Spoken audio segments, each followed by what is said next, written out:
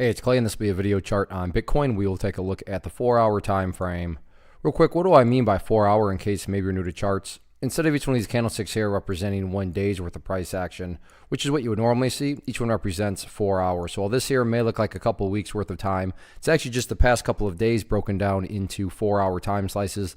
I like to do this time frame. I think does a good job of telling the quote-unquote story of the price, and then makes mapping out levels of support and resistance a bit easier to see.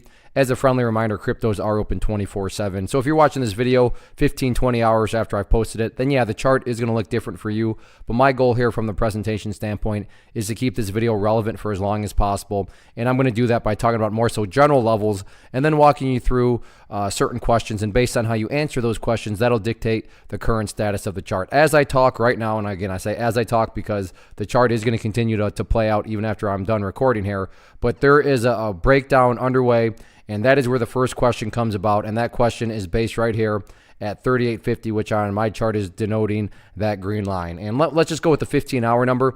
Let's say you're watching this video 15 hours from after I post it. I'm a little jealous because you're gonna have a much better idea of what occurs than what right now is occurring. But question number one becomes, where is the price at relative to 3850?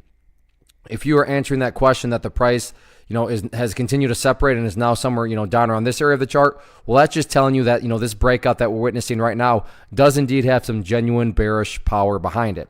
Now, if you're answering the question that the price is still kind of just sitting right up around that area, the jury's still out. Is it a bearish break? Is it a faulty break?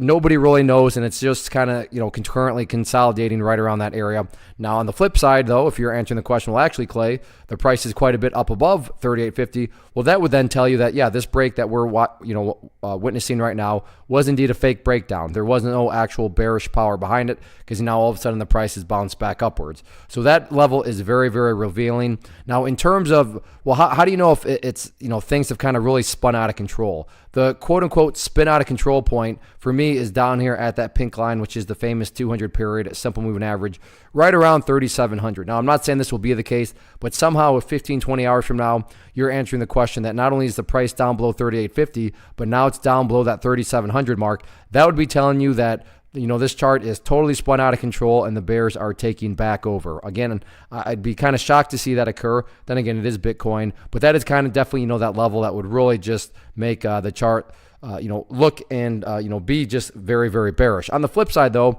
if you're answering this question and the price is up above that purple line there, the 50 period simple moving average, or in other words, it's up above 4,000, that would tell you that not only was this a fake break, but it was almost kind of like a cruel joke that the bulls played on the bears, where they gave them hope and then all of a sudden have crushed them to the upside. Whether either of those happens, I don't know, but those are kind of the two extreme points going into the next 24 hours until I'm back to update the chart. So let's see how this one continues to play out.